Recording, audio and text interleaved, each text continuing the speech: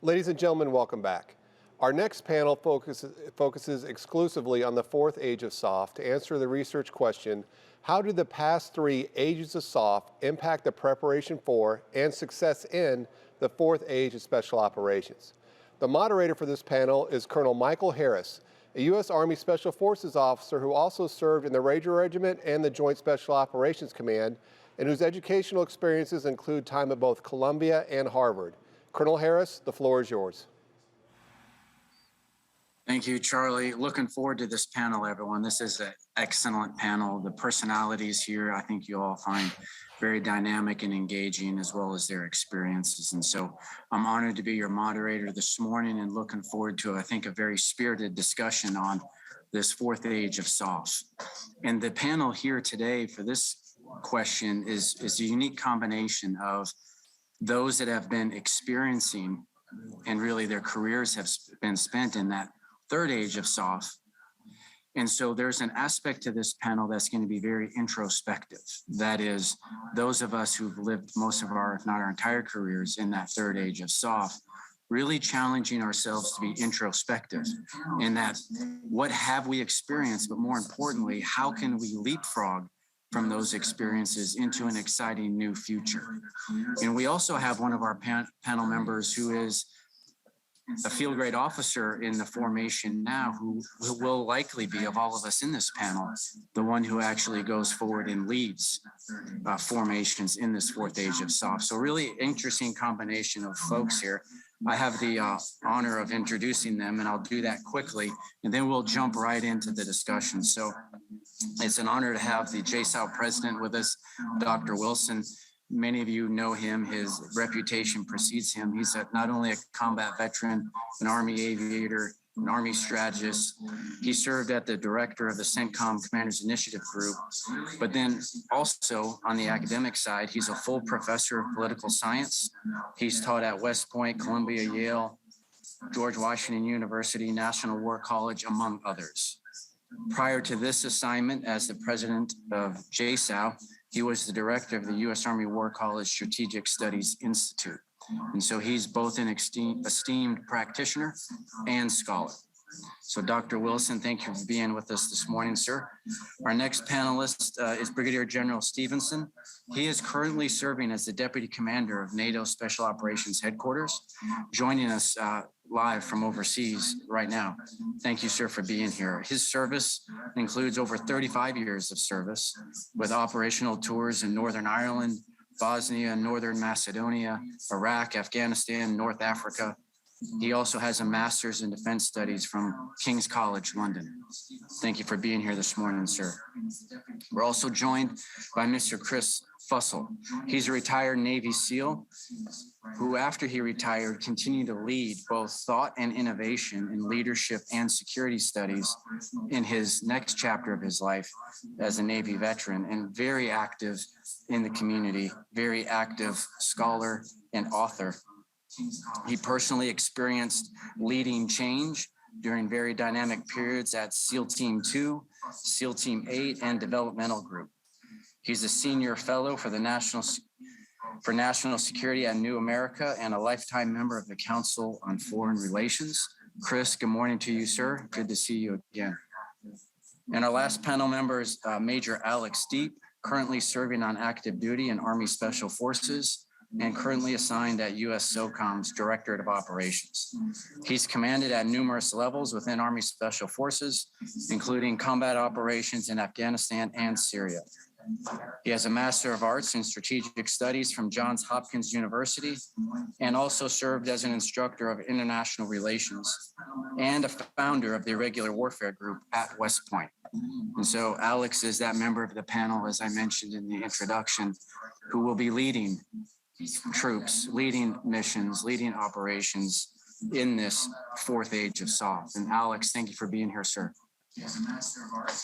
And I am your moderator. My name is Michael Harris, currently serving as the Director of Sensitive Activities for the USSOCOM Sensor Activities Division here in Tampa, the MacDill Air Force Base. So those are the introductions. And we're going to jump right to our first presenter. Dr. Wilson, sir, over to you. Hey, thanks, Colonel Harris, Mike.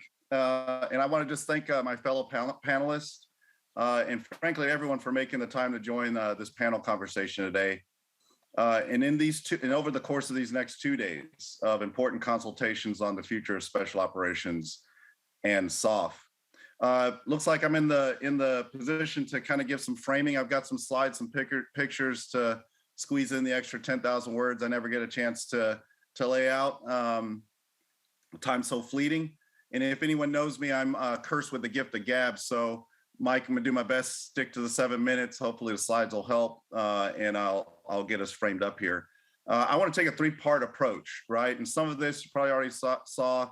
Those of you who saw the scene setter, you're gonna see some familiar pictures, but I've got some additional narrative that'll carry that forward. I want to take this 3-part approach in addressing this question, right? How do the past 3 ages of SOF impact the preparation for and success in this 4th age of special operations? That with a focus on operations, actions, activities, and investments, actionable things, right, for the 4th age and for success under compound security competition conditions. If we go to the next slide, please. Thanks, Mike. And there we go. That's the right one. Here's my first point. And the first point speaks to the why. Why even revisit, much less study past ages of special operations in SOF? Why this imperative to change in the first place? Well, I answer this question with a more fundamental question. While we may be doing things right, are we still doing the right things? How do we know when this more fundamental question comes to bear as the operative one? And especially at times like ours today, a moment, a time, an era that is threshold to a transformational, perhaps even an epochal systems change in global geopolitical affairs. Times like these, powerful, we must make the time to reconsider the changing character of global geopolitical competition. It's prerequisite to our rediscovery of who we are based on what we do, how, and why. And so then my first point, a quick point, we must consider and reconsider the strategic environment itself and dig for what is sane, vice genuinely new. And this demands use of theory. So a little bit on the new security environment. This new security environment demands a new use, utility, and identity for what constitutes a special operation and a special operations operator and professional. If I could have the next slide, please. There we go.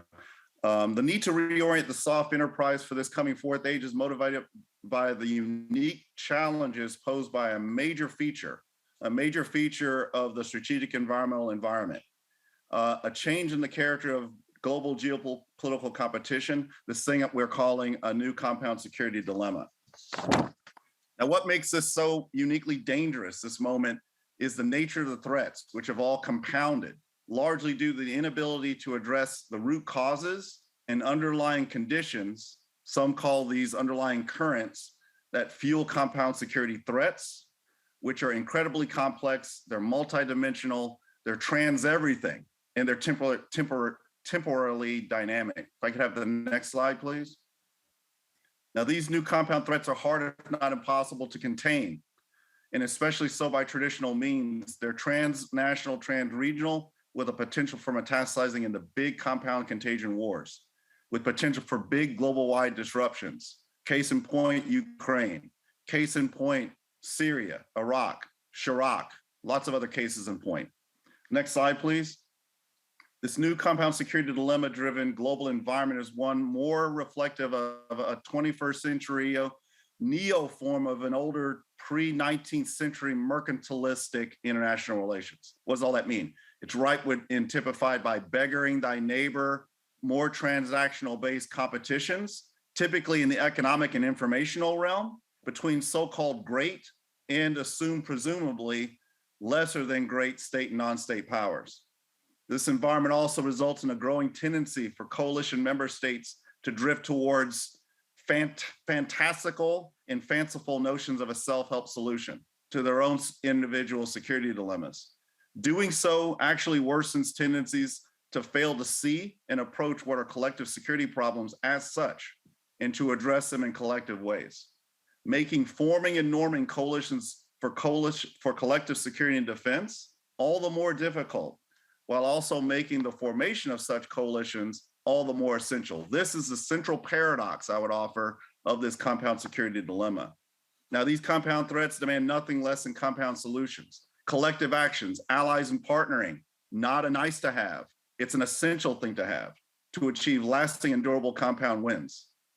In the continued absence of an overall overarching governing grand strategy, the risk remains that tactical, discrete, sequential approaches, attempts to solve through those tactical, discrete, sequential approaches, while necessary, will prove insufficient solutions. Moreover, they'll worsen the new compound security dilemma itself. It's almost like making angry an already wicked problem, and that will lead to unintended wider conflicts. This new character of global geopolitical competition demands a use utility of SOF equally compounded. That is to say, nothing less than a comprehensive combination of all the skills, techniques, operational methods, tradecraft of all past ages of SOF, amplified by 21st century emergent tech. Nothing less than that, and it requires a back to our futures philosophy, mind, view, and approach to rediscovering the use utility of special operations in SOF in terms of its full role, purpose, and identity. Nothing less than that will suffice. Let me go to my second point. History is illustrative. All past cycles of great power, competition, and conflict have found an essential utility of special operations in the following ways. SOF as force rheostat for deterrence enabling escalation ladder management. If we go to the next slide, please. SOF as sentinel, indications and warning. Emphasis on strategic influence, informational advantage, positional advantage, in all the contexts of all domain, GIMC, and warfare force configurations. Now I would offer that SOF mission sets in and of themselves largely have not significantly changed. However, the environment in which they are conducted has and will continue to change significantly. And again, this was true for the last 20 years that found special operators missioned more in the roles of direct action, crisis response, counterterrorism, and counter VEO profiles, but not exclusively so. One benefit of 20 years of countering violent extremist organizations is actually the strong ties we have to the interagency, not to mention allies and partners. This was just as true throughout SOF's prior 55 years of use and utility, dating back to World War II, and this will remain true in future years. Looking ahead, SOF force structure, capabilities, and design will also likely need to adapt significantly to this new era. In this fourth age, again, geography has returned with a vengeance as a governing dynamic of international relations, and positional advantage is once again a determinative factor of this new compound security world disorder. Next slide. This new age is marked by a clear exploitation of traditional Western institutions and influence, especially at fragile geographic and sectoral nexus locations, with the Chinese and the Russians openly no longer playing by established rules and norms. We must also recognize that our competitors and adversaries have already redefined the notion of competition, even of warfare itself, in the role of their militaries within it. One need look no further for examples than the Russian and Chinese disruptors playbooks. Xi's China's terraforming, island building activities, Putin's Russia's little green men, territorial incursions, and now Russia's invasion of Ukraine. Chinese strategists think and write using geopolitical terms, dividing the world up into regions or zones, and deploy concepts like heartland, rimland, in their works with frequent direct referrals to the great geostrategic theorists like Sir Halford Mackinder and Alfred Thayer Mahan. SOF leaders in the fourth age need to think and act in geopolitical and geostrategic terms as well, particularly if they seek to achieve intellectual overmatch against their CCP and Kremlin counterparts. Now, another thing that a geostrategic positional advantage approach does for a competitor or an adversary is that it allows them to focus their resources at what the famed George Kennan called the strong points. In the fourth age and under conditions of compound securities, special operations professionals must be transdomain problem solvers, and specifically so at or proximate to these historically recurring key geographically determinative nodes and nexes, where geography and human security terrain converge, collide, and yes, compound. Loosely referred to as the X in special operations, objectives, or rather the specific goal that directs and purposes every military operation, have often been mistakenly considered only in terms of the physical domain.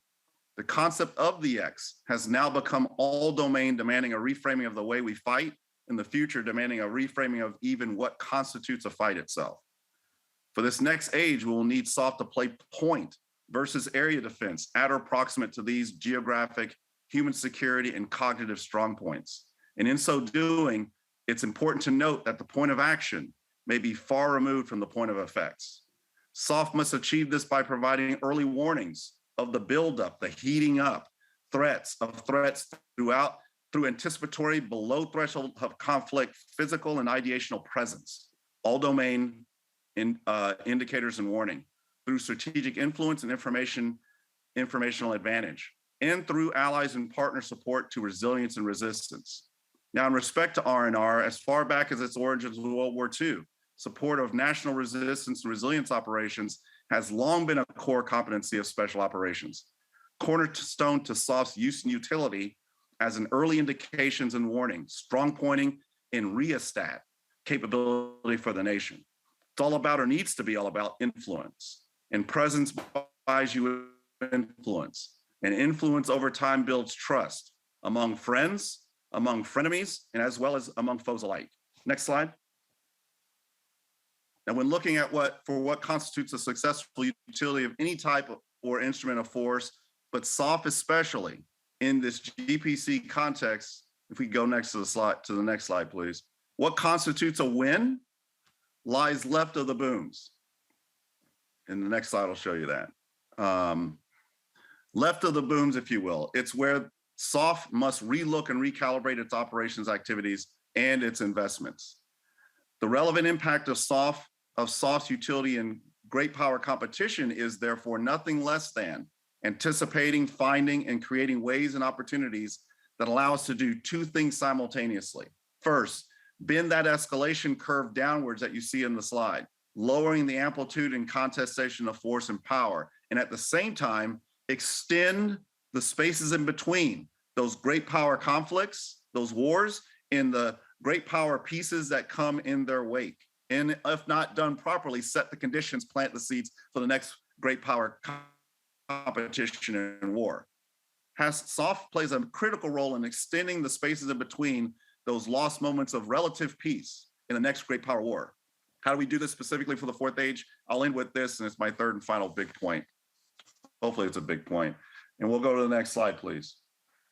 Special operations forces are designed to operate in austere environments, continue to be in the forefront of the United States and our allies and partners' efforts of confronting an emerging reality where any opponent possesses potential for overmatching capabilities. These gray zones will require us to be more agile, using non-kinetic capabilities in addition to kinetic capabilities to enhance competitive engagement and integrated deterrence. Therefore, combined joint SOF must strive to work towards unprecedented JSOU coordination to synchronize all elements of national power and beyond. Nothing less than that comprehensive joint, allied, and partnered base approach to readiness and employ the force concept of readiness will suffice. I'll end with a couple more points here. What does this mean? Joint combined SOF will need to play a leading role in at least 4 additional critical areas, and I'll just state them outright. First, playing a leading role in understanding and redefining the future value of alliances. I've already spoken to that. Secondly, redefining information operations. After decades of being out-hustled, one might say, out-messaged by far more agile adversaries in their disinformation campaigns, the United States and its allies and partners needs to level with, rethink, and then rebuild our approaches and methods to messaging so that we can fight and win the battle of the narrative. SOF and JSOU configurations must return to their classic global scouting and sentinel roles and functions and accept the leadership role in redefining SOF roles in strategic operational influence and information advantage operations activities investments. SOF and technological development, robotics, artificial intelligence, quantum computing, and a wide variety of other areas may lead to astounding new capabilities that radically change human life and how humans interact with technology. As technological innovation and proliferation continue to accelerate rapidly, the big question is how can SOF adapt themselves to better leverage technology for their own use and better prepare for its use by adversaries without losing SOF Truth 1. Fourthly, And finally, bedrock to the functional imperatives of a joint combined SOF profession, emphasis on profession, will be SOF's roles in the long overdue revisitation of deterrence and joint combined SOF's classic roles therein. Since the end of the Cold War, there has been a precipitous decline in practical experience with the knowledge of the theories, history, and practice of deterrence. If the change in the character of global geopolitical competition does in fact find, among many factors and variables, a return to a new 21st century form of major or great power competition, then recovery of our understandings of deterrence and its relationship with compellence, theory and practice, and its differing types of deterrence, to include specific and general deterrence, is of vital importance. Last point, and I'll turn it over. How does the utility of force and power, SOF, special operations, and SOF more narrowly need to be re-understood, reconceived, and recalibrated as a more effective instrument of strategic operational escalation and de-escalation management? This issue and the questions it raises is perhaps the most important redefining factor of international relations writ large, and SOF utility purposes and relevancy more pointedly in the 21st century and in this SOF fourth age. It is perhaps the fundamental gray matter puzzle of what we today like to regard as gray zone conflicts, puzzles that will inevitably be left in many ways to be solved through special operations as joint combined SOF campaign in the gray zones. And my panelists, participants, I'll leave it at that. Hopefully that was not too much more than 7 minutes. Floor is back to you all. Thank you, sir. Very thought-provoking. Really appreciate you setting the stage for our conversation. Again, we want to absorb everything you said and then discuss it and break it out in this panel here. And how do we move forward then into that bold new fourth age of SOF that you're describing, based on our experiences and the things that we've learned, but not to stop there, but to leapfrog into the future. And so we're going to jump now across the Atlantic to Brigadier General Stevenson, who's coming in. And over to you, sir. Thank you. Hey, thanks, Mike, and thanks everybody for having me. It's a great privilege to be on. I always get a little bit of imposter syndrome when I attend things like this, especially when I hear the likes of Dr. Wilson there and his very impressive discussion. I thought it's probably worth me just explaining a little bit about my background. I've been in the British Army for 35 years. I started my career, back in the end of the Cold War. I originally joined the Parachute Regiment and then went into UK Special Forces and operated in the Special Forces in the Balkans, in Iraq, in Afghanistan, in North Africa, and also on sort of domestic CT issues as well, as we have a responsibility at home. I've been the Deputy Commander at NSHQ for the last 3 years now, and I certainly recognise from my position here in NATO the challenge with grappling with that NATO is grappling with in terms of the future of great power competition and conflict. And so rather than necessarily looking at specifically from a sort of academic way, I thought it might be worth just offering a few thoughts from a sort of European NATO perspective, and just to see how those things maybe are relevant to the conversation. Certainly, as Dr. Wilson mentioned, the importance of alliances and partners, and perhaps I could offer a view from sort of this side of the Atlantic of how that might materialize in the future. And I would just sort of start off with firstly by saying completely agree with the previous point about the sort of strategic environment, the strategic context, and whereas when we look to great power competition and conflict, there's a temptation to look back to the Cold War, and certainly that is what NATO to some degree has been doing. But I think it's also important to look at the wider strategic context, and although there is an element of back to the future, it is not completely back to the future. There are different circumstances, and certainly, I think the whole of Europe feels the different situation that's in is brought to stark contrast at the moment with everything that's going on in Ukraine. But the post-war politics of Europe, the rise and fall of the Soviet Union, the evolution of the sort of post 9/11 era, and the threat of terrorism to both from abroad but also within mainland Europe, has really sort of changed changed the sort of shape and the context for Europe and for the alliance. And then on top of all of that, obviously the challenges that we all wrestle with now in terms of advances in technology, the information age, our digital footprints, 24-hour news, and all the sort of challenges that presents us, both in terms of policies, but also in terms of tactical abilities to operate within that environment. And so I guess looking to the first, second, and to some degree the third ages of SOF, you can see there were certainly some pros and cons to or some advantages and disadvantages to those environments. And certainly, the whole concept of the first and second ages, where SOF was evolved for a specific requirement and then disbanded at the end of it. You can see how that sort of environment has created opportunities for innovation and certainly being able to shape the force for the problem at hand. And I guess with the sort of non-discretionary nature of some of those threats, then the level of risk, the policy constraints were perhaps less than what may be the case in a slightly slower burn and perhaps less kinetic environment when it comes to great power competition. I would say that probably that environment also was beneficial by us all operating under a sort of slightly clean slate and not being constrained by the challenges of our own past experience. And certainly, one of the points that came up in the previous panel that I heard about is, we all like to think that we were on the hardest selection course and everything else has got softer since then. And and there is that danger of sort of creeping excellence and thinking that, what we went through was necessarily the requirement for the future. And then I think, what I would particularly observe from this side of the Atlantic, particularly in the sort of global terrorism third age of SOF, is what that has done for the alliance and for the members of the alliance. And certainly where we are over in NATO, it's been a huge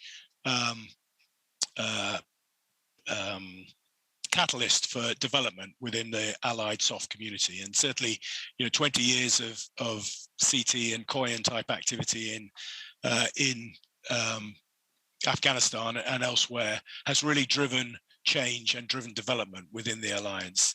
But at the same time, I would just say that the expectations that have been developed on the back of some of those operations have perhaps hinder us for the future. And that sort of expectation to overmatch the enemy, to have intelligence domination, ISR, unblinking eyes, air superiority, to be technologically more advanced than our adversary, and a degree of having a requirement for assured success, and our level of risk associated with that being perhaps eroded over time, and be that the sort of whole challenge of taking casualties, the requirement for a golden hour medical response, all that sort of stuff, has created some expectations which I think are challenging and which need to be reassessed moving forward. Specifically from a NATO perspective, I think what that most recent, the third age of SOF, has done for the alliance has built a capability which is orientated towards that problem set. And what you will see now across the alliance is a very considerable improvement in SOF capability, but to some degree it is orientated towards the last problem, and trying to not become victims of our own experience, and to try and move away from some of those expectations that were developed over the last 20 years, I think will be a challenge, but an absolute necessity. And then I think what I would say specifically about the fourth age and moving forward is from a perspective here in NATO and within Europe, the roles and the responsibilities and the capability that SOF can bring to this problem set are absolutely recognized as vital for the future. And I guess the ability to learn the right lessons from the sort of CT age, but also adapt to the new environment is the key requirement for us over here in NATO.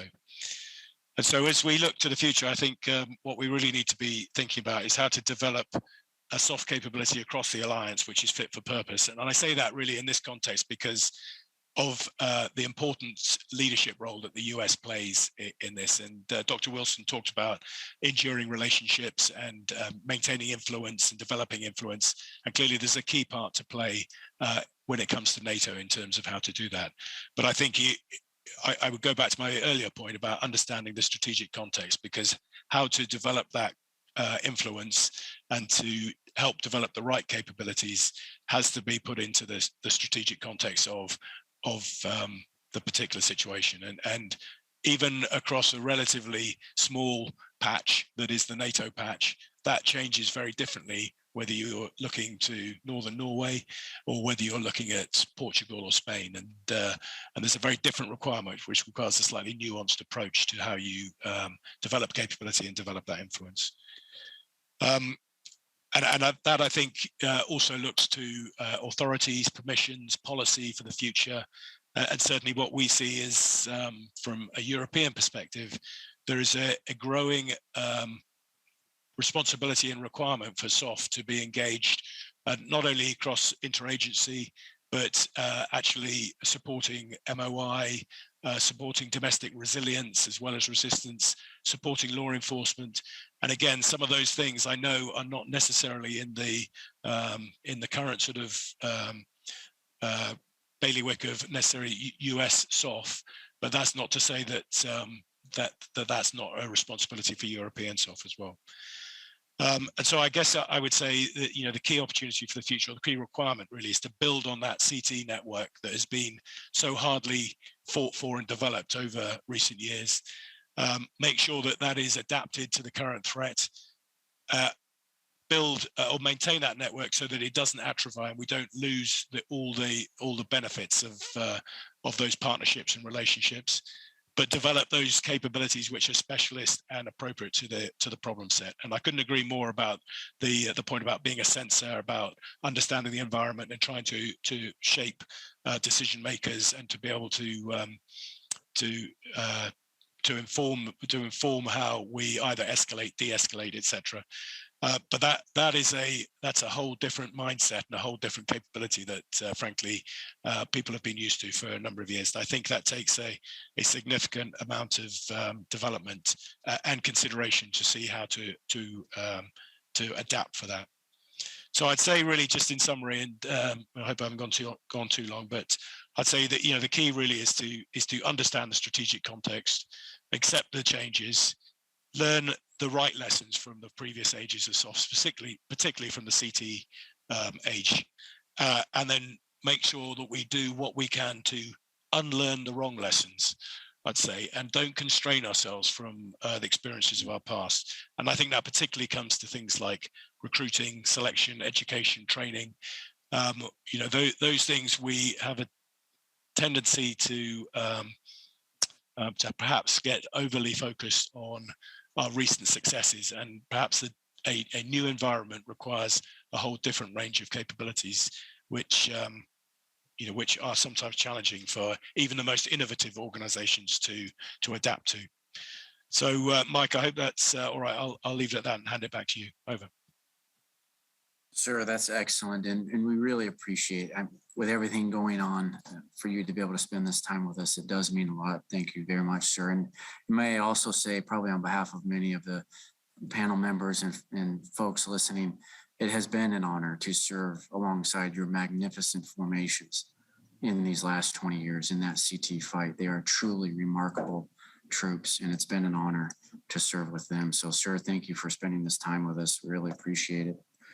We're going to jump now back to the United States. Chris Fussell coming in and going to spend some time with us laying out his views on the subject. We'll hear Chris's thoughts, and then we'll go to Alex. And then after that is when we'll go to the discussion base. We've already received a few questions from the listeners. Encourage you all to send in your questions. We'll put them in front of these panel members, and it'll be a great dialogue once Alex finishes his presentation. Chris, over to you, sir. So I'm going to sort of abbreviate some opening comments here. Don't want to be repetitive with what's already been put out by others. Great start here, great oversight. Going back to opening comments for the whole gathering here of trying to be a little bit, to push our thinking, try to antagonize, maybe how we're seeing this. I'll try to fill that role a bit. I've been out for about 10 years now from the SEAL teams, but been able to stay engaged through teaching in other ways with the community. And so I'll overstate some things here. I would admit that I'm a little bit more pessimistic on this that transition than I wish I was. And I'd love to have this debate and discussion. The underlying reason for me is that during previous ages, and we could spend a lot of time arguing about where they start and finish, but what always jumps out to me are the triggering events that lead to the evolution into different phases of the evolution of SOF, or really any system, right? One of the hardest things for humans to do is self-evolve, right? And so I joined the SEAL teams in the late 90s, and I'm sure I wore Alice clips on my gear that were the same ones that my uncle wore when he was in the SEAL teams in Vietnam. So we were basically the same force. We were maybe a little faster, weapons were a little better, but it was still 16 people hopping on 2 helicopters and patrolling to an X. The forcing function was 9/11, right? And that led to all these great evolutions that the general just spoke about, and we've talked about in previous discussions here. And prior to that, I would, at least for the Navy SEALs, was, President Kennedy recognizing, hey, there's a different sort of fight here in Vietnam. And so that was sort of the quagmire there was a triggering event for creating that generation that I really joined, 30 years later. And so I worry about what is the triggering event. So I think that would be an interesting point for us to discuss during the back half of this. Maybe it's already occurred. Maybe we're seeing it in Ukraine.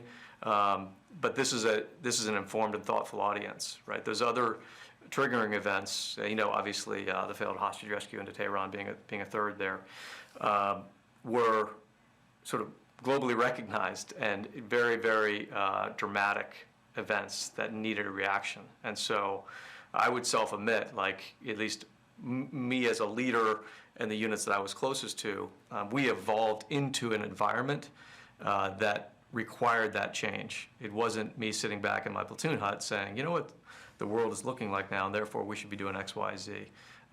And what we're saying now is, I believe, especially to Dr. Wilson's previous sort of evolution analysis, we need to get ahead of that. And that's a real challenge in any big system, from a big Fortune 500 company through the evolution of special operations. It's all this human dynamic of how do you get ahead of problems before you have that massive triggering event that is recognized globally or publicly.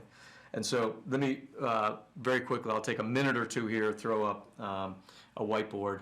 I swore when I got out of the military I wouldn't make slides anymore, so you'll have to bear with me. I think the way I always capture what happened in that 20-year, the third chapter of SOF, is essentially, we had this system that looked like this. This will be sort of pedestrian for most of the folks on this call, obviously, but it might trigger some thinking in how I now like to think about this and describe it. This was SOF that I joined, and we had, highly specialized teams down here. We had leadership that had come up for generations, and it was really good at going out into time and space and conducting a hostage rescue, for example. At least in theory it was. There wasn't that much going on, but this is what we were training for. And then bringing that new raw intelligence back into the system, we'll go up for another decision cycle, et cetera. So we came into the post 9/11 environment with this sort of very structured, minute by minute precision type approach. And then I would argue, at least in my experience, Dan McChrystal was the first senior leader inside of the counterterrorism forces to say that's an insufficient solution because we're now facing these network sort of problems. They function differently, et cetera. So we have to find a way to marry up the two of these. And what we eventually became, at least in that part of special operations, was a sort of a hybrid structure between the two, right? We were both unstructured and structured at the same time, right? Where we needed to be bureaucratic and disciplined, we were. There were Gantt charts and all that sort of stuff, long-term planning. And we're going to put in place a communication and cultural model that allows us to flow information through a network sort of lens. So this is ultimately, you know, obviously there's 20 years of history that all of you have lived that led to this, but that's like the simplest way to capture it.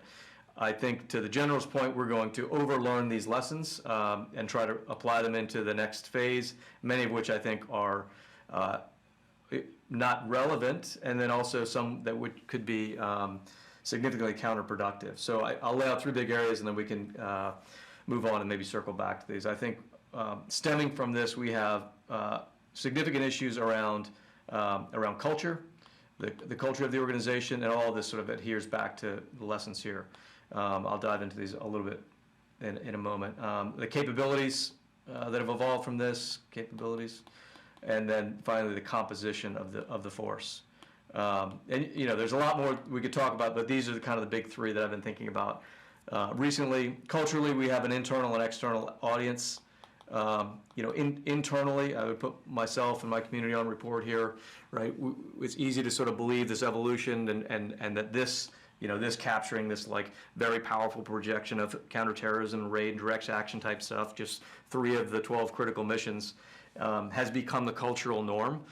You can feel that inside the community, and there's that leads to sort of some external problems, but also an external perception. You know, as a 10-year civilian now, I watch with trepidation the sort of the cultural zeitgeist, definitely inside the United States, that between, you know, movies, TV shows, just the popular culture and the way it captures what they've seen evolve.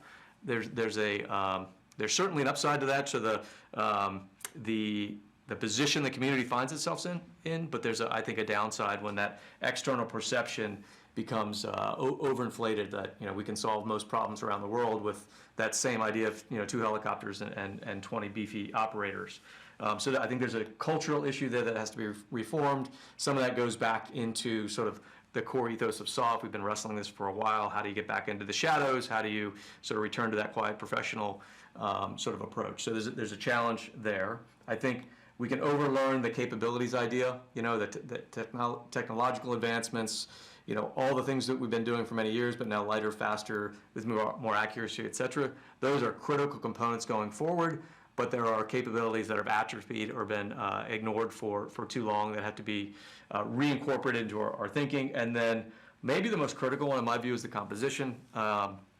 We have to assume, like, if we just try to overlearn what this represented and bring it into the next 20 or 30 years, I would argue that the force composition isn't right, but it's insufficient to solve this next 20 or 30 years of problems. The wonderful thing about SOF is that we control the inbound, right? SEAL teams especially. It's basically this closed loop system. You go through early selection as soon as you join the Navy, or maybe a few years in, and then you're in the SEAL teams for the rest of your career. That's a great model, and has served us well here in some of the branch mission sets that the SEALs focus on, but we have the flexibility inside of SOF to open up other channels, right? What are the other types of individuals we want across our society to be part of those other mission sets that need to continue to evolve over the next 20 years? And what we have the capability to develop other selection models coming into that community to not diversify the force for the sake of diversification necessarily, but for the sake of, you know, grabbing the skill sets that exist in other components around society. You know, the SEAL teams, for example, it has worked on this for a long time, but still a relatively homogenous organization. A lot of folks walking around that look, talk, and act like I do, which is good for some specific mission sets, but also you know, leave some gaps in, I think, what areas that are going to be critical moving forward. You know, tech and cyber capabilities being one example of, you know, how do you create different selection models to get those types of folks into the community and drive a holistic change, perhaps, of the force structure. So I'll pause there. Sort of my quick sense of the history and 3 big areas that I think we really need to be focused on going forward. Hey, Chris, really appreciate that. Took a lot of notes there, and we'll come back to some of those questions you posed in the next section, as you noted, which will be a discussion base. So, and I do appreciate and want to encourage the panel. You said, you know, you asked that you could be a disruptor and, you know, and really provoke thought here. And that is the point, Chris. So thanks for doing that. and bringing in some of those perhaps counterintuitive or more challenging questions. That's what we want to do. And I appreciate you doing that, Chris. Thank you very much. Alex, over to you, sir. Major D. Hey, sir. So I recognize that I'm the last person on the panel here to provide opening comments. So I'll try to be brief so we can get to the discussion and address some of these questions. And so I want to go back to something that Dr. Wilson said about the compound security dilemma, because I wouldn't be a good special forces officer if I didn't start with my operational environment. And the basic tenet of a security dilemma is that security is a finite resource, such that the actions one state takes to increase its security makes another state feel less secure. And that drives competition, throughout time, including the ages of SOF. Whereas now, that competition seems to be over a new finite resource of influence, such that the actions a state takes to increase its own influence with other states or non-states or populations make other states feel like they're losing out. And the idea being that you can use influence to get states or non-states or people to do things for you, for positive foreign policy outcomes in some way. And those could be, economically based, information, military, whatever the case may be. And there's a lot of tools that governments can use to increase its own influence abroad, the military being one of them. And irregular warfare is a way to conceptualize an asymmetric approach towards that competition over influence, especially in an age of limited war where kind of the tools we can use are more broad than they might be in the past. And those tools tend to be things that are within special operations forces wheelhouse, whether it's foreign internal defense, assisting a state in defending against lawlessness or subversion or insurgency, whether it's counterinsurgency, kind of that specific subset within foreign internal defense, whether it's counterterrorism, both within internal to a state actors or regional or trans-regional, terrorist groups as the case may be, or unconventional warfare, the opposite of foreign internal defense, where you're looking to coerce, disrupt, or overthrow a government and occupying power. And so SOF provides a way that you can execute in a regular warfare campaign. And it's always been that way, throughout the ages of SOF, but it tends to be part of a broader conflict. In the first generation of SOF, it's part of a general war that you're fighting on the European and Asian mainland. Whether it's the transition to coin in Vietnam or our focus more on counterterrorism and direct action in the third age of SOF. But as we move on to the fourth age, it seems more and more that irregular warfare is going to be the thing that's going on in how we compete for influence in a military lens. And as a result, we have the opportunity as SOF to campaign for irregular warfare rather than having random acts of special operations or random acts of irregular warfare. And that campaigning is our value proposition going forward to the joint force and to the government writ large, is our ability not just to do individual things in individual countries, but take a holistic approach where, the method we use depends on the target audience, it depends on the adversary, it depends on the localized environment in which we're operating. And one thing we have to balance as the preeminent state in a system based on nation states and based on rules of international behavior is how much does our IW campaigning bolster that system versus how much does it degrade that system? Because while we can use irregular warfare to bolster states, bolster our partners, we can also use it to undermine states. And striking that balance is a challenge going forward for the United States as we look to defend countries like Colombia against the FARC or the ELN, where our activities in an irregular warfare scheme may improve the sovereignty or stability of a country versus what we do in Syria, which is fundamentally undermining the sovereignty and security of that state. So that's all I wanted to start out with. I'll turn it back over to you, sir, so we can get to the moderated discussion. Hey, Alex, really appreciate that and tying together several key ideas there. I'm going to do the same in the first question here. So the way we'll proceed from here, we have received some comments from the audience. Thank you very much. Keep sending those in. What we'll do is I'm going to pose a question to the panel. It's going to be a combination of thoughts that the different presenters provided and a combination of a question from one of the listeners, one of the viewers. And we'll just go through order as presenters presented here today. So I'll ask each presenter to try to give a 1 minute first response to this question in the order that we started here, starting with Dr. Wilson, over to Chris, and then over to Alex. And then from there, we'll kind of do a crosstalk which can be difficult on Zoom, but I don't think we're going to have any problem with this audience. And so the first question for discussion here is going back to one of the things Dr. Wilson noted in his opening comments. He asked this question. He says, we're doing the right things. We are doing things right, but are we doing the right things? Which kind of goes to one of the points that the Brigadier made in terms of what are those things that we should consider unlearning? And that's similar to an example that one of our listeners posed as a question, which was, for example, micromanagement on the battlefield that's enabled by technology versus true mission command. Is that an example of something we should unlearn? And so my question is to the panel, what's one thing you would propose we should unlearn from the third age of SOF? Over. Okay. Hey, thanks, Mike. Real quick. And so just a caveat, quick answers, they'll all be incomplete, right? And maybe we just take pride in that in terms of the incompleteness. So I'll say a couple things and then just have the ellipses after it, ... because we're dealing with some really complicated, complex, wicked, and yes, compounded things. One thing from the third age, I think within the SOF and special operations communities, more broadly, we have to first within ourselves so that we can help in the education that needs to take place. And we're frankly playing a catch-up game in this respect. We have to rethink and reconsider our own identity and use and utility in the context of that over the past 21 years in the so-called global war on terror era, the GWAT era, as we are at this vanguard to this threshold crossing, probably late in crossing it, into this strategic inflection. There's a lot of labels into strategic competition, great power competition, a so-called return of, I would say great power competition is not returning from anything. It never went away.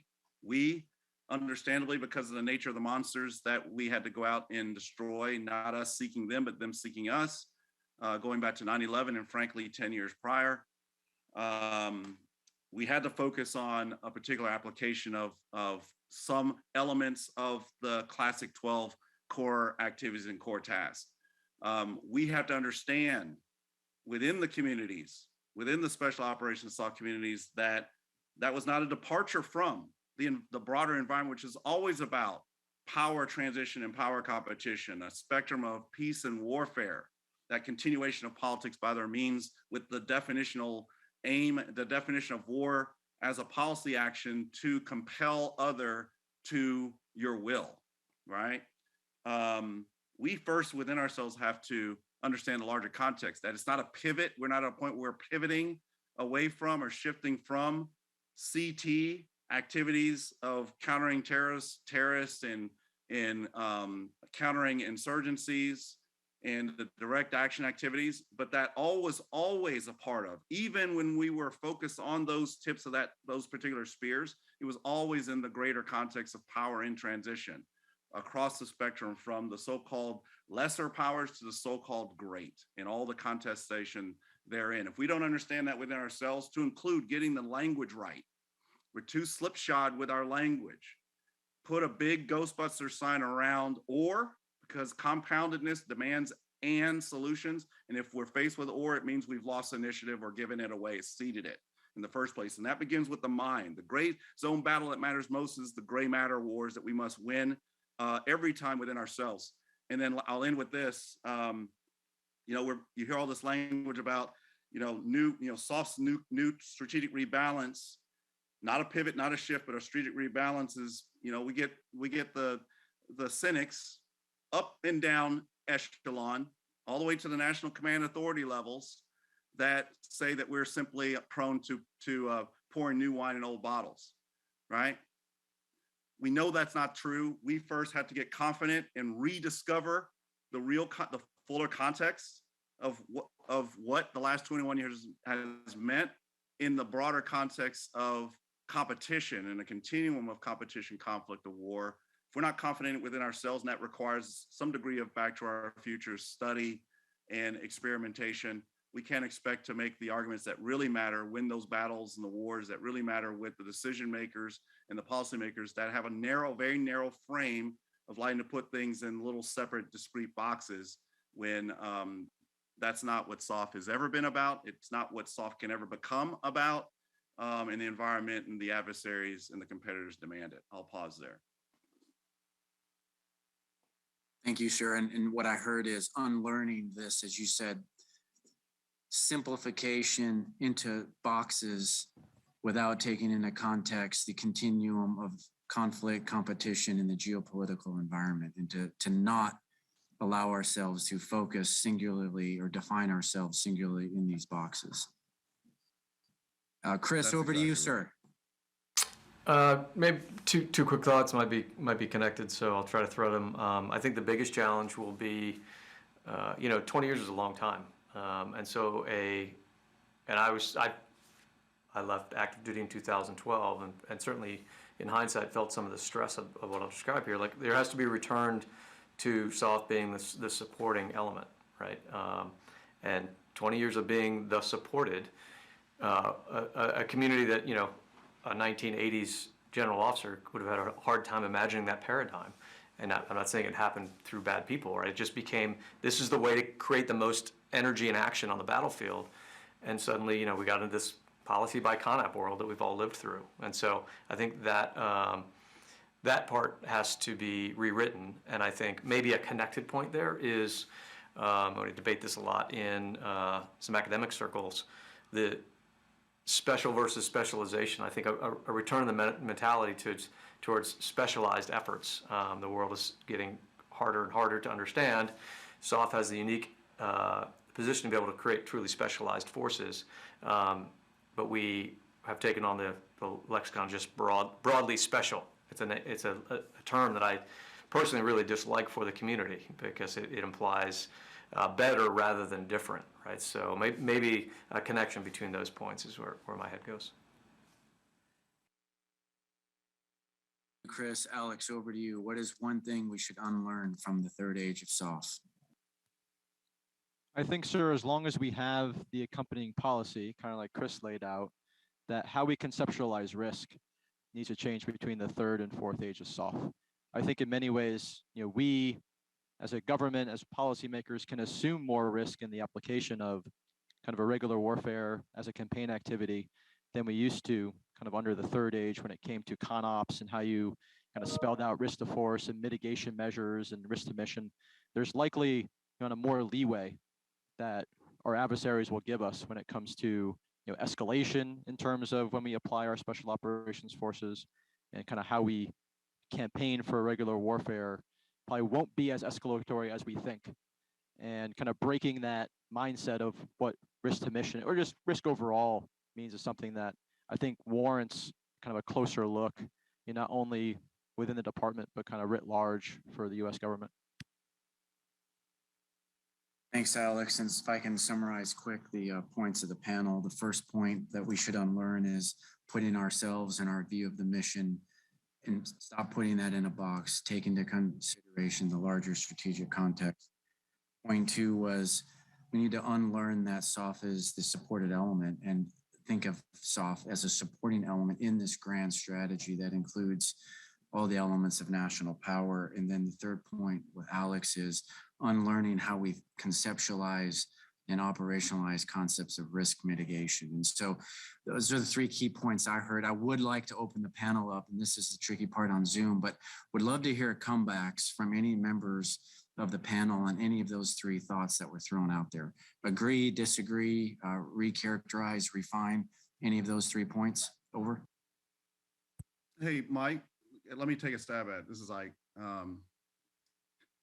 Real quick, in terms of a synthesis of the, I think you summarized it beautifully, and I appreciate it, particularly for my verboseness. You summarized it really well. I think all three comments combine into what Chris put on the table in the whiteboard presentation, which was excellent. And I think it speaks to core identity. And I would put on the table as a synthesis. It's not really a pushback to any, it's the synthesis of all three of our comments is a warning, a forewarning to be better, to become better at, humbly confident in, really understanding what the core, the foundation, and therefore the house to be built upon the foundation of an identity, a profession's and a professional's identity. we talk about, we define mission statements, task and purpose. It rolls off the tongue from pre-commissioning, from pups in our professional lives. We are taught to understand and even write out what a mission is in terms of task and purpose. I say that's wrong. It's got to be flipped. The script is flipped.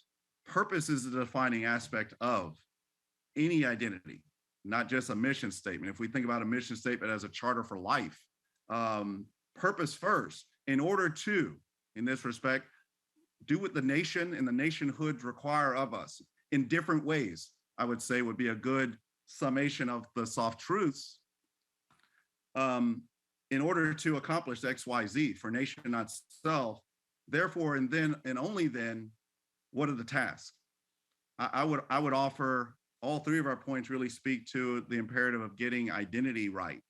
And that requires reflection, a reckoning with what we reflect back on, that back to the back part of our back to our futures, so that we can come out of the reckoning, a hard conversation with self in the context of purpose, nation, not self, so we can go forward for reconciliation that provides overmatching power solutions to the future. What does that mean in pointed terms? Perhaps soft becoming too identity focused and identity bound on defining who we are based on instrumentation, based on any preferred number, one or more of the core 12 core activities and tasks, and maybe becoming reified and hidebound to that. And it's really easy to do that during a GWAT era when the particular primary adversary, the monster that we have to go out and seek to destroy, is about destroying. And it creates a funnel to bring us to that point. So it's not an excuse for us, but it is an environmental condition state that is something that we have to give dark credit to. It's not all the operators, the leader operators in an enterprise's fault, because it's the nature of the environment. We just have to recognize that so we can break out again. But flipping the script on even how we think about and define a mission. Task and purpose rolls off the tongue. It's very cheeky. It's great banner, great for marketing, but it's really about purpose and therefore the task. I think I would begin there. I'll pause there. Thank you, sir. Appreciate that. Chris, come on in. I see you. Yeah, just building on that, I think it's a great way to look at it. And this is one thing that I personally wrestle with, because I don't have a great answer to it, but I think it has to be addressed, is that over-indexing on a certain type of operation that was required. I mean, I'm not pointing to bad actors inside the system. We evolved in the way we did for a very specific 20-year effort. The question is to be able to change that sort of heading.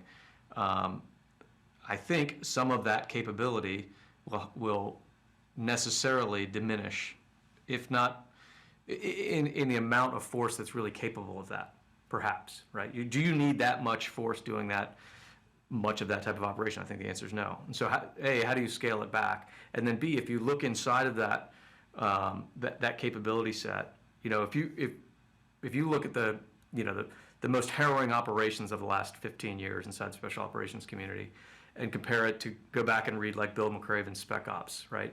I mean, there's 8 of those books that have been written in the last 15 years with the type of operation that these forces are now capable of, which raises this interesting question. I don't know what the answer is, but how capable do we want to be and need to be in that part of the mission set? Because it all comes down to time and money and people, right? And so if we say we absolutely have to be capable of executing that level of operation, does that come at a cost to those other mission sets that have to grow? Are there mission sets that we should be growing that we're not paying attention to? Or are we willing to take on a little bit more risk there and apply some of that time, money, and resource over to other areas? I don't know what the answer to that is, but I think if we just stay on a linear heading, we'll end up just doing more better because we think that's what needs to be done, and we'll be surprised by something in the relatively near term. Thank you, Chris. Alex, drop it for 30 seconds. What do we need to leave behind in the third age? I think that's just hard because we run the risk of forgetting where we came from and all the lessons we learned over the last 20 years when you have a national security strategy and national defense strategy that ranks what we've been doing so low, compared to, the age of competition with, Russia, China, Iran, DPRK, and counter VEO. It's hard for special operations as an enterprise to say, okay, we are really good at the lowest priority thing. And that doesn't sit well.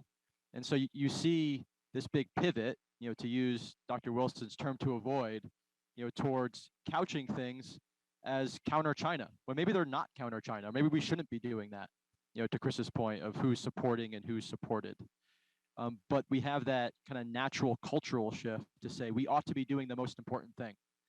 And maybe we should. Maybe there's instances where we should be doing it, but kind of ensuring that we're not kind of spreading ourselves out where we're no longer good at any of it. We forget the exquisite capability we had for counter VEO towards something we're not as good at with Russia, where maybe Department of Treasury is better at that, or the Department of State is maybe more apt to do that, or the intelligence services are more apt to do that.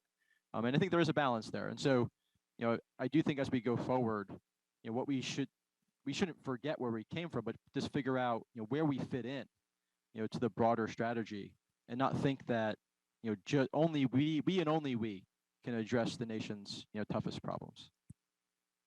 Thanks, Alex. Hey, everyone, we're at about 8 minutes left. Let's flip it now, okay? Same thing, speed round. The question is, what's one thing we must bring from the third generation into the fourth generation? We'll do the same order here, starting with Dr. Wilson. We'll go through and hear from each of the panelists, leave a little time for crosstalk. What's one thing that we must bring from the third into the fourth age? Over.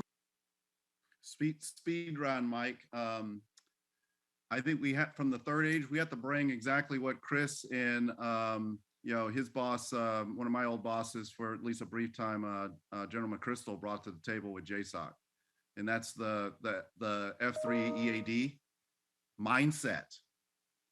The process, as Chris drew on the chart, probably needs to evolve. It needs to be modified in any given moment. But the mindset and the idea of that Jim C. Jiadov type functionary for trans everything fusion, with, frankly, I think joint combined SOF being at its core value proposition, doing the business of integrator, facilitator and integrator of that, the equivalent of the same undercarriage of the F3 EAD, but expanded and enlarged in the context of pick your label for coming out of the 2022 glossy documents. Great power competition, strategic competition, small letters, capital letters, integrated deterrence, all the above, active gray zone campaigning, all the above, but in that larger context of applications of force for power purposes in the exercise of peace and warfare, I think that would be one thing that we need to bring forward. Thank you, sir. Copy that. Bringing forward into the fourth generation, that key role that SOF has played, bringing together all the elements of national power, the JIADF model, the integrator model, the force multiplier model, and bringing that forward into the future. Chris, what say you? That's right. Yeah, I agree with Dr. Wilson. I mean, those human networks, right? You could get away with so much for the last 20 years. I mean that in the best possible way. We're just going to put this person over in this other headquarters and create those sub networks. That's at risk of being lost. And then the other thing I would say pull forward is, a little bit of the rule breaking that's off was allowed when it came to tactic evolution, equipment evolution, et cetera. If we, and I'm sure this is already happening, I'm just outside looking in, but just because bureaucracies like safety and controls and slower moving things, and if we do that on the technology side, then we run a great risk. So you have to allow this force to continue to push the envelope, innovate quickly. It's harder when you don't have the real-time feedback of a battlefield, but if we don't continue advancing on, miniaturization, integration of AI, ML, those sorts of things, then we could find ourselves in a serious, if not perhaps an unwinnable scenario in the not too distant future. Thank you, sir. Chris. So Chris says we've got to bring forward into the fourth generation our innovative culture, and he spoke about that earlier, the criticality of our culture in that positive rule-breaking culture of not being afraid to challenge norms in order to get better. Thanks, Chris. Alex, one thing we got to bring forward. So I'll mention one more cultural thing, since Dr. Wilson mentioned the analytic culture and Chris mentioned the innovative culture. I will say the culture of using the partnered approach. I think we're most effective as special operations when we work with and through partners, not as a replacement, for our own special operators, but in areas where they're more apt to be able to get after a problem. And if we don't do that, if we kind of lean back towards, unilateral or a larger footprint in some of our operations, I think we'll suffer. So I would say the partnered approach we have to bring forward. Thank you, Alex. So to summarize the panel's statement, what we must bring forward into the fourth age, that critical role of integrator and force multiplier, interagency, teammate. Second thing was the culture of innovation, not being afraid to break the rules or challenge norms to get better. And the third thing Alex highlighted is that partnered approach, working with and through our partners around the world to get the mission done. Hey, we've got a couple minutes left here. I'll give a quick opportunity for anyone to respond to things that were just said, and then we're going to do a quick closeout. Anybody have a burning response or a challenge that they want to throw out there real quick?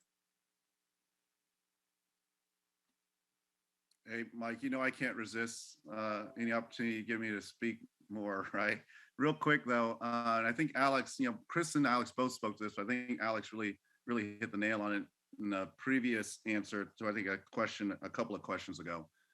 Under this complexity and this compound dynamic situation and reality, where do you get to the point where you just run out of slips, right? Where you got to go in the opposite direction and maybe go to more core specialization, because everything, or else it's gonna be a runaway aggregation. It's gonna just, spread the peanut butter too thin to where you can't even tell that it's, crunchy or not, right? Weird metaphor, but you guys get the idea. I think we have to figure out how to arrive at an and, because to Alex's latest point, partnering approaches is essential, but we have to deal with Newton told us and reminded us of 150 plus years ago.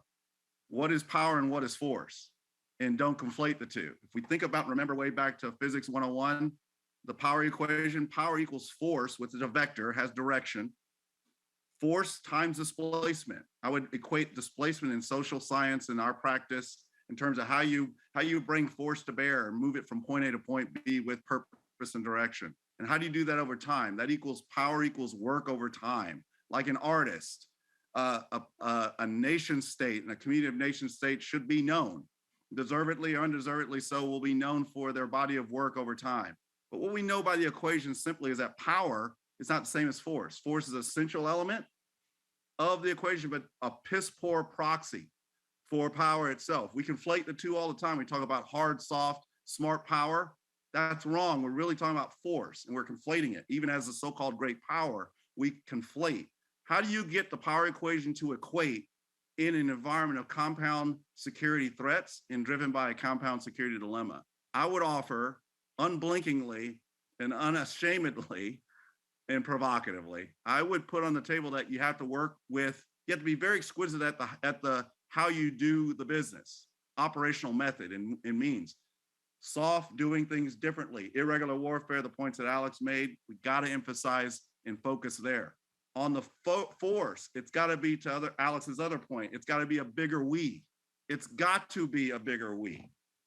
It's not just unilateral force applied. Even the great, so-called great United States of America, with a bounty of force available, will have only enough force available to start things, but it'll prove too little, too late for not long enough. That's where I go back to my first comment. Therefore, allied and alliances and partnering approaches, full suite for collective security and defense, outcomes, compound security dilemmas, demand compound wins. Nothing less than that will solve, and nothing less than that will allow for us to make the power equation equate. Sorry for taking up so much time on that. Thank you, sir. It has got to be we. I think the closing statement there to summarize the panel. I want to thank the panelists very much. Thank our listeners. Hey, listeners, we're just getting started, kicking off this forum. The next panels are going to be great. Stay tuned. Stay with us. Keep your questions coming. Thank you very much for your time from panel 2. Out. Colonel Harris, many thanks to you and your panelists for an excellent discussion on the fourth age of SOF. Thank you.